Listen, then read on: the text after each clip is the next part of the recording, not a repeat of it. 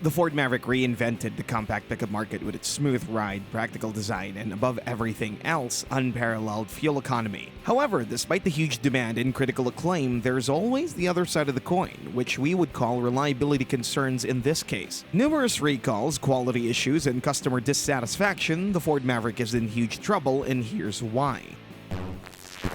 12-volt battery recall. Last year, Ford finished in second place when it comes to companies with the most recalls, right behind Stellantis. And the Maverick was certainly one of the biggest contributors to this score with several recalls. The series continued last year with various problems that troubled Maverick owners, namely numerous owners reported stalling issues. It turned out that the problem was in what Ford likes to call an insufficient calibration strategy for detecting sudden battery degradation in their body control modules and powertrain control modules. The problem was in its original calibration, which wasn't able to detect a sudden change in the 12-volt battery's state of charge during a drive cycle. As a consequence, such degradation would cause the Maverick to fail to restart after an auto stop-start event. In other cases, it would stall or even cause a loss of various power accessories, including even hazard lights. Eventually, it turned out that 456,565 Ford Maverick and Bronco Sport models were affected by this issue. And the only mitigating circumstance is that the fix is relatively simple and requires nothing more than a calibration update on both models. However, even this relatively simple fix is taking time, as the latest report suggests that Ford has managed to fix only 65% of the affected vehicles by the end of last year. The wait list is still very long. Frozen rear view camera. Among several recalls Ford issued in the last year for the Maverick, one of the most interesting is about the rear view camera. Apparently, the camera, which is designed to provide clear vision for drivers while reversing, has been freezing occasionally. As a consequence, the drivers would get false information and put themselves in danger. In total, 144,000 pickups were recalled, affecting models produced between 2022 and 2024. Ford addressed the issue last summer by conducting a stress test on the system that uncovered a memory leak in the software which would cause the image processing path to fail. During testing, Ford discovered further vulnerabilities that could result in delayed images or images not appearing at all. Officially, there have been 2 reported accidents because of this malfunction, but we may presume that the real number is probably bigger. Ford began notifying owners last September, and the problem is expected to be solved by a simple software update. In the meantime, Ford advises drivers to use exterior mirrors and exercise caution while reversing. Interestingly, this wasn't the first time Ford recalled its models on backup camera freezing. A similar thing happened back in 2020 when the Blue Oval Company recalled more than 620,000 vehicles, which may be one of the key reasons for such a prompt response. Because back in 2020, the NHTSA stated that Ford failed to provide accurate and complete recall information, which was in collision with the basic principles of the association, which seems timely and accurate recalls as critical to keeping everyone on the road. Quality hold.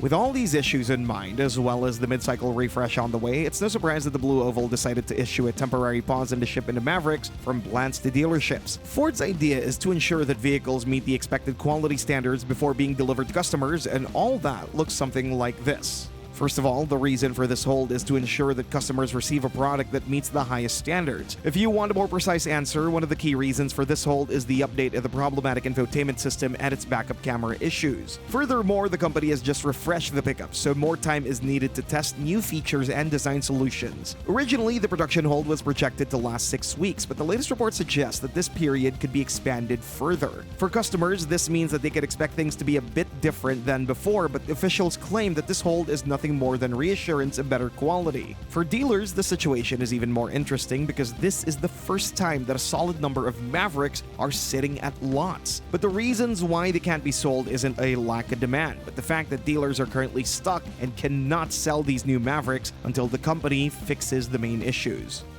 Agony continues. The moment Jim Farley stepped onto CEO duty, he pointed out quality control and the need for improvements in this segment. Farley promised various measures to improve quality control, but for now, all we're seeing is that the agony continues. Last year, Ford once again ended near the top of the list of most recalled automakers, right behind Stellantis. In total, the company had 63 recalls in the last year, which cost the company nearly $4.4 billion.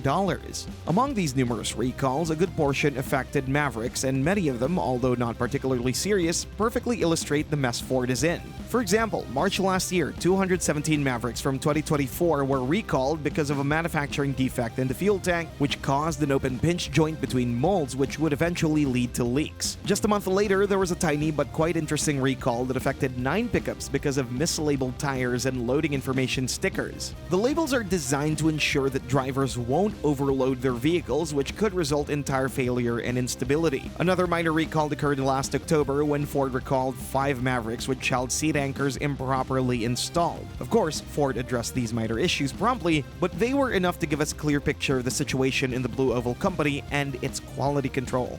Well-known path.